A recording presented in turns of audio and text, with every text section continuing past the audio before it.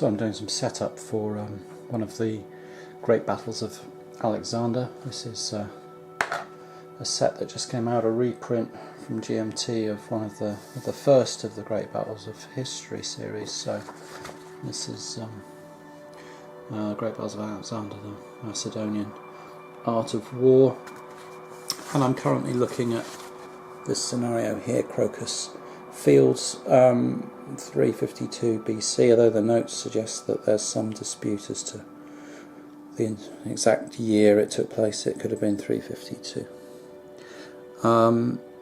This is a battle involving Philip the Second, Alexander the Great's father, fighting a force from Phocis, a Phocian force with some allies, and there's a lot of text here explaining some quite devious political manoeuvrings by all kinds of people, Thebans and Athenians, and Philip himself getting involved, and a bit, a lot of fairly convoluted political manoeuvrings that have ended up with the Phocians seizing the temple at Delphi, one of the world's most famous religious sites at the time probably, and looting it for cash to pay for a mercenary army.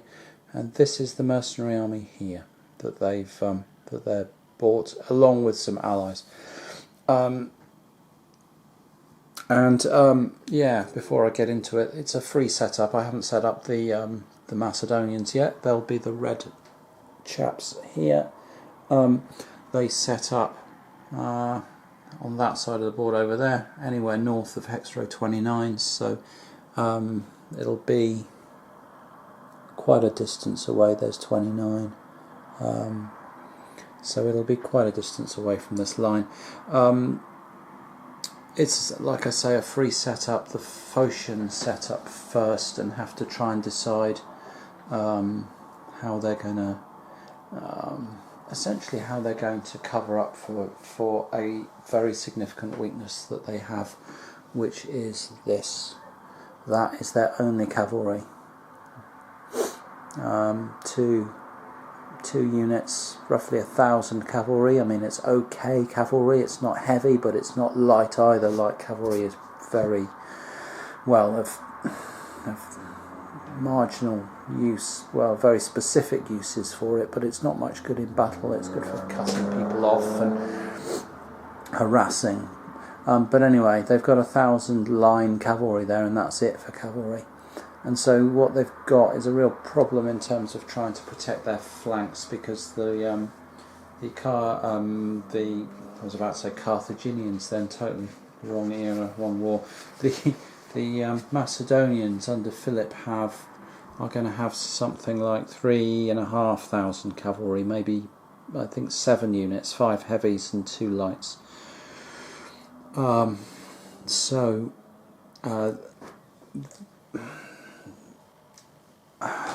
to try and protect their flanks to some extent, I've set them up in quite what would not be a textbook formation in classical terms.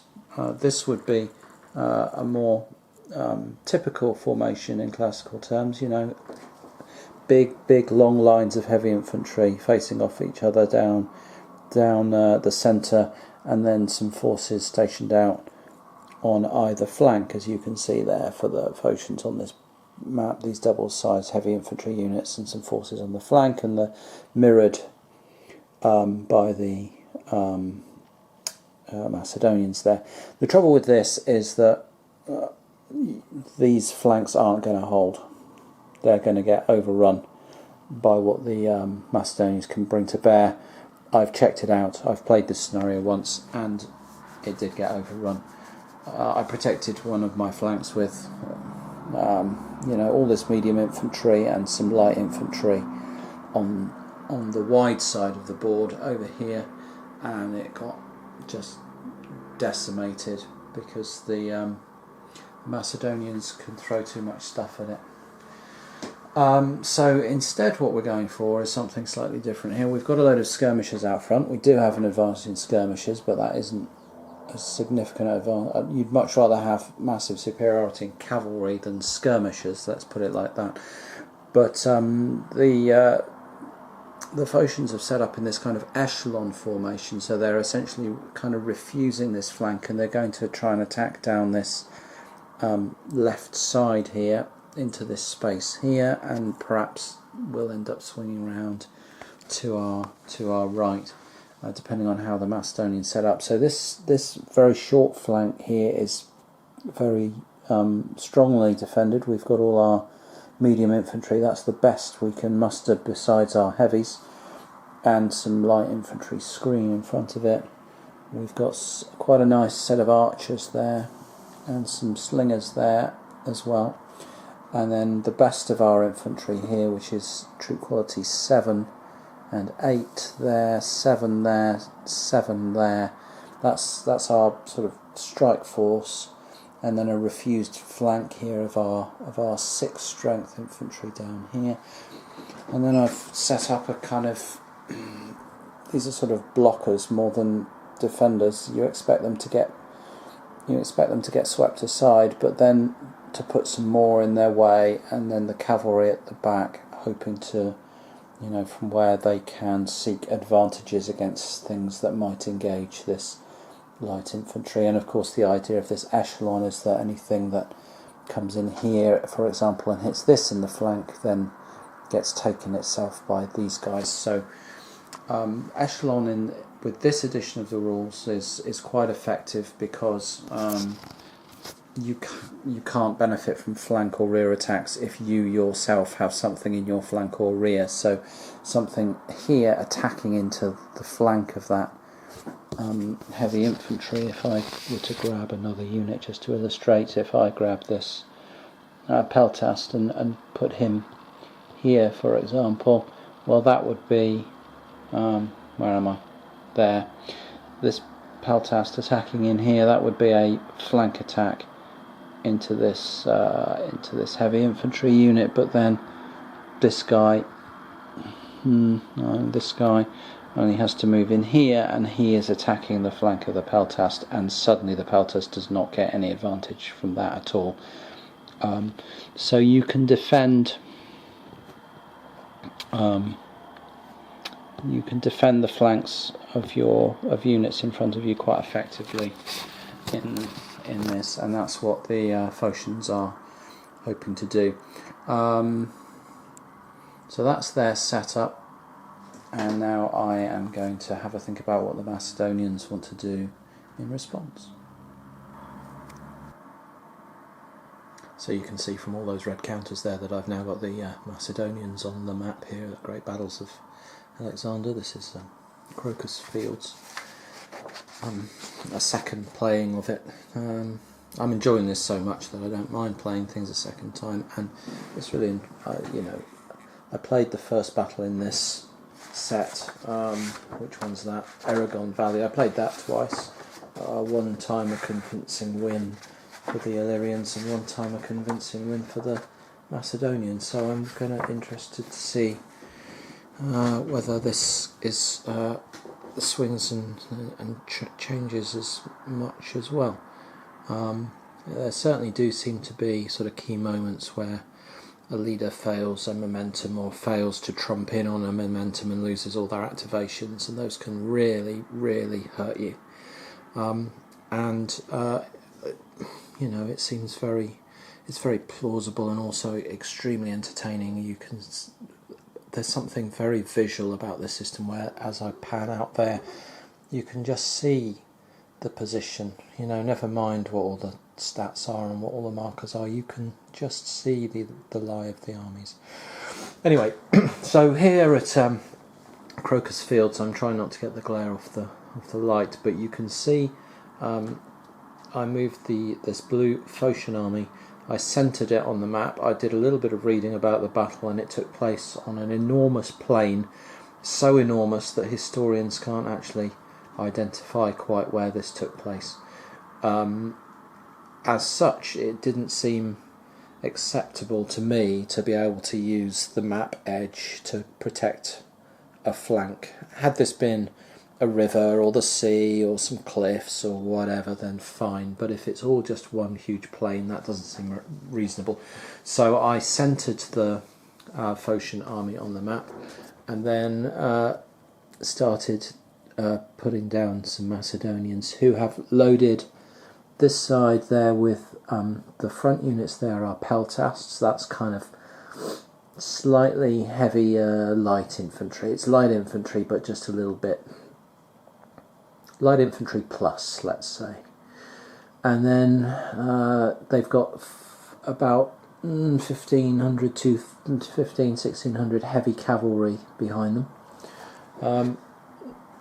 A sort of double line of phalanxes here. I'm not quite sure why I've done that, but partly because I don't fancy being spread out all the way across this plain against this kind of echelon.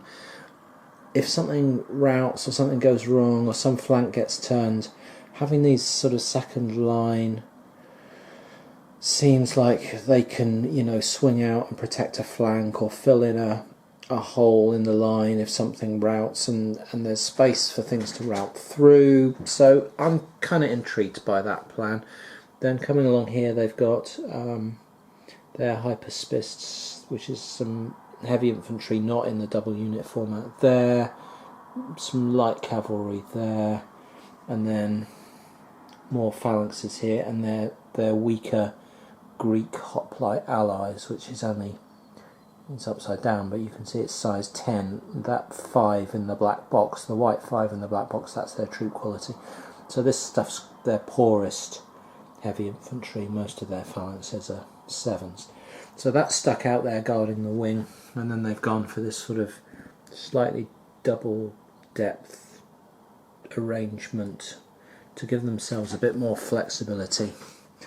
Wondering what the Phocians are up to, and in case, you know, they try and flank or something, because there's actually some light infantry and some cavalry down there, and it doesn't look like much, but if it works its way round onto the flanks of one of these heavy infantry units, that heavy infantry is going to recoil pretty quickly. And these things, these double-sized units, if they're routed when it comes to the rout phase at the end of the turn, they're just destroyed. They don't get a chance to rally. So you don't want them running. They're pretty tough and they stand up to a lot of punishment, but you don't want them getting flanked.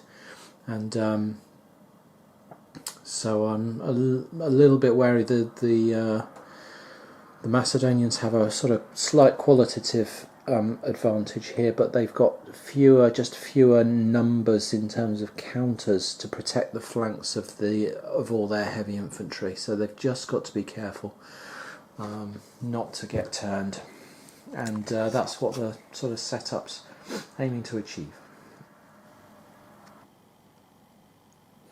It's taken me a little while to get back round to it, but here we are back at Crocus Fields in Great Battles of History, where Philip II of Macedonia, the Red Army, is taking on this Phocian force, these kind of blue Greek units. Like I say, end of the first turn, not much actual fighting going on. The Phocian army pushed a line of skirmishers out to try and harass these phalanxes. Had very little effect. It did put the odd hit into the phalanxes here, but Philip has got so many commands and so little to do right now that he could reorganise, because you're allowed to do that now under missile fire in the latest version of the rules. So he could just reorganise, and round here just people expending missiles for not much effect. Both armies actually struggled for any sort of continuations really with their commanders. You can see the Phocians pushed their main line forward trying to get things moving, and struggled to get anything on this flank moving. I think this guy here, Meneceus, actually gave the line command to move this line of hoplites forward, but then couldn't get any continuations to support them with this light or medium infantry. So then Over here we had a move to start threatening the flanks with this line of peltasts. Again, no continuations, and it was actually Philip that ordered the cavalry round here onto the flanks, but then himself couldn't get any sort of continuations, and I think they were out of his range of command by that stage anyway. And over on the Phocian right, they were trying to move this kind of echelon formation forward. They don't have the kind of command capabilities that the Macedonians do, and they didn't get the continuations again, so you've got stuff like this with the cavalry and and some light infantry here meant to be protecting the flanks and moving up into this space here. Just no capacity to get the orders in. So these guys both flubbed momentum rolls and didn't get another round of orders. And over on the Macedonian line, they sort of pulled their line into one long line of heavy infantry with just some skirmishers out front and some cavalry just stationed out here in no man's land, but it's not under any particular threat. It's not really in danger. It can withdraw against anything apart from these cavalry, and they're nowhere near close enough to threaten it. So they're okay, just stationed out looking for any opportunities, but it's looking threatening over here where the Macedonians have got, you know, forces in good positions to drop into this area and cause some trouble. And a lot of this game is about how, I think anyway, is about, you know, timing, whether you get the right things happening for you at the right time. Clearly there's two moves between the main lines here. There's I haven't counted the hexes, but 1, 2, 3, 4, 5, 6, so 7 hexes and a move of 4. There's two moves between the main heavy infantry lines here, and then more if these guys want to get involved. So the questions become whether, for the Phocians, whether this lot can protect the flank for enough turns effectively and for enough turns to get this heavy stuff engaging with the enemy and get their skirmishers out of the way if they want to get that done. So, you know, there's stuff that has to sort of work. All the different parts of the army have to try and work in coordination here, and it's a bit of a jigsaw puzzle. It's sort of chess-like in some respects, although you're dealing with, you know, formations rather than individual pieces. But yeah, here's just the overview then of the battle as it stands, and we'll move into turn 2. Here at Crocus Fields then, and all the early action in turn 2 is on the Macedonian right over here on the Greek left, where the Greek commanders have managed a few continuations, and the Macedonians haven't wanted to risk trumping in for fear of losing any ability to move at all, and that has allowed the Macedonian commanders to build something of a defence to the threat of these peltasts and the flanking force of this heavy cavalry round here. So they've deployed some light infantry round here, which heavy cavalry, it might be heavy cavalry, but it really doesn't want to charge anything much front on, so it does want to get onto the flanks of things using its mobility, and with these guys deployed here, they're sending them an awful long way around, all the way around here, to try and get any sort of flanking attacks in. And this medium infantry has moved forward to fill in the gaps here as well. So this hoplite line is pretty well protected on this flank at the moment. Medium infantry close in, light infantry up here as a blocking force, and then some more medium infantry down here as backup. And also they've managed to surround these peltasts with some skirmishers that are archer skirmishers, and they've put some really effective fire in along here. 1 and 2 cohesion hits on these 3 peltasts, and those are only troop quality 5, which means they might not even charge. They might break when they try and charge something, because they can roll 9s and take 4 hits from trying to charge and suddenly not want to move at all.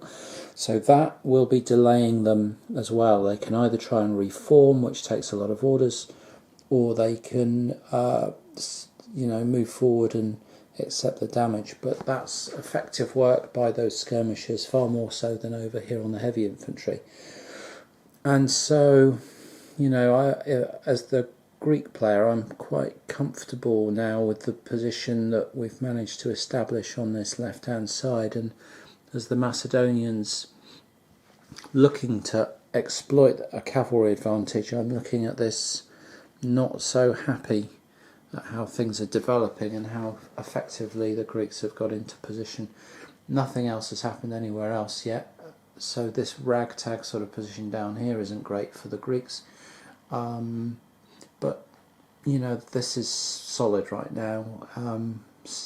Going into the activation of Antipater here, who has got to decide what to do with this sort of units of cavalry that he's got, because he doesn't want to charge. It's the end of the second turn at Crocus Fields, and the battle is continuing to develop quite slowly, partly due to just continuations not happening, but also it's something that seems to happen in this game where there's enough time and space for the armies to manoeuvre and to develop positions without it necessarily all being about combat, and it kind of ratchets the tension up slowly. So we've got the real prospect of something kicking off down here on the Macedonian right, on the Greek left here, with this kind of defensive position set up against the threat of this wing of heavy cavalry over here, and we've got some light infantry here being picked away at by surrounded by archers who are trying to keep them at bay, but with more medium infantry as backup. So there's a real, there's a bit of cat and mouse going on here. Neither side can quite see where their advantage is going to come from if they press and attack. So there's something of a status quo here at the moment, and then it becomes a question of, well, whose advantage is that status quo? The Greeks probably want to try and get their heavies into combat. This is their best set of heavies, and they want to get these forward, but their overall commander in here, Onimakis, with his final orders, was not willing to throw these guys into no man's land up here completely unsupported, because that would have given Philip up here just too many targets to try and surround them and destroy them before the rest of the forces could get into support. So he stayed put. Philip withdrew his skirmishers so that he had space to start moving his heavy infantry forward, the phalanxes, and as you can see, he started to move them forward and then failed his momentum roll and was finished. They have a slight advantage in that they have an option of moving 5. They have a 4 move, but they can move 5 at the cost of a roll for a cohesion hit, and that means that they can reach this range here where they could make contact with the enemy, but the enemy can't possibly reach them, and that's what they're going to try and get their line formed up into, in a position where they can then pick and choose the moment to engage.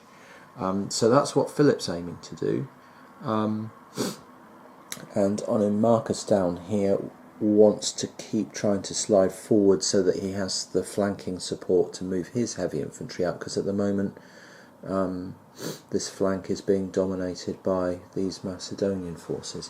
The other thing is that on the other flank he has something of an advantage. There's only a couple of light cavalry and some heavy cavalry that had to slide out here to try and protect this, but there's some wide open space down over there where the end of the heavy infantry isn't protected at all, and a lot of units over here that could look to exploit that. So the other thing is that Onimakis might quite like to just be able to hold hold his ground for a second until he can get his commander over here to slide into this sort of area and start a similar sort of threat that the Macedonians have. So he might not be in such a hurry to engage if this guy looks like he can develop some sort of threat down on this right flank of the Greeks. So that's the end of turn 2.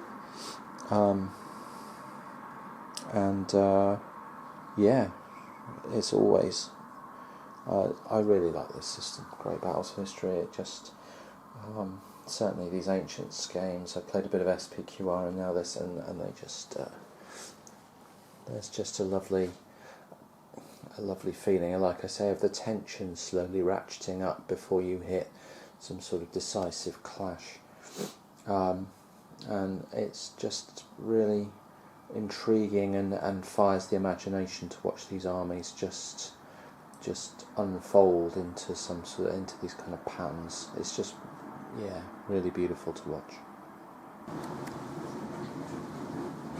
So some difficulties here for the Greeks at the start of turn 3. Their wing commander, this fellow Lycrophon, started us off for the turn, opened fire with his skirmishers up here, ordered these guys to open fire into the peltasts facing them. No effect at all from that fire. Rolled for a continuation, got a 9, which is a die roll which has bad effects, die roll of doom. Rolled another 9, and what that meant was that everything within 3 hexes of him had to withdraw and take cohesion hits from that withdrawal. So his these 2 hoplite units had to pull back out of this line, and all this medium infantry had to pull back as well, and he's just inflicted 1, 2, 3, 4, 5, 6, 8 cohesion hits on his own troops, and pulled them out of position in terms of defending each other and covering the main force here, and yeah, that's all really messy, and he's finished as well.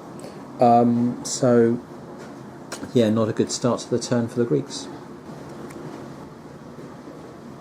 Well, after that crisis of faith for Lycrophon down here on the Greek left flank, luckily for them, Meneceus was the next commander up, and he got 2 continuations, and he was able to reorganise pretty much everything that had been affected by this retreat, reorganise it and get a nice solid line formed back up again to cover any weaknesses. So he stabilised this Greek left in no time at all. The next person to activate was Antipater over here, who did some reorganisation of his own of the peltasts and started trying to move them forwards, but as he did so ran out of steam and was finished. Action then switched over to the left flank here, where Phalus out here was trying to get something moving on the flank, got his cavalry in a good position, but was then finished. Couldn't get any momentum going, and that gave Parmenion over there on the Macedonian side the opportunity to slide some cavalry across and move some hoplites up to support them and stabilise their position on the flank, and he was then finished. So no one getting much in the way of momentum, and now we've just got the overall army commanders to do. That's Onimakis on this side and Philip II on the other side, and they've been quite shy about committing to the centre, and Onimakis can't even make it. So his trouble is that if he pushes forward in the centre, he's moving within range of all these phalanxes, and he's giving Philip just the opportunity to beat up whatever he moves forward, which is a very bad idea on his part. So until he can move up with support on his flanks, he doesn't want to commit. I think Philip will take this opportunity to bump forward so that he can engage at a time of his choosing, so that's likely to be the outcome here.